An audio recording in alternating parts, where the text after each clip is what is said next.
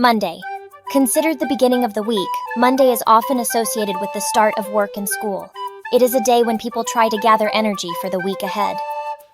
Tuesday. The second day after Monday, Tuesday marks the middle of the week's journey. People may feel a bit tired on this day due to the activities of the beginning of the week. Wednesday.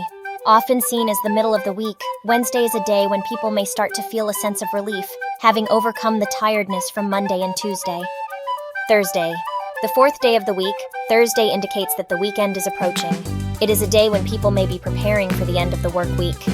Friday.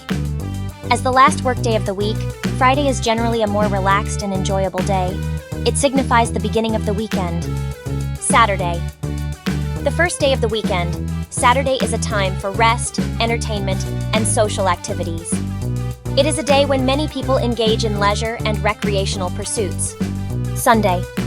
The second day of the weekend, Sunday is often associated with relaxation, spending time with family and friends, and making preparations for the upcoming week.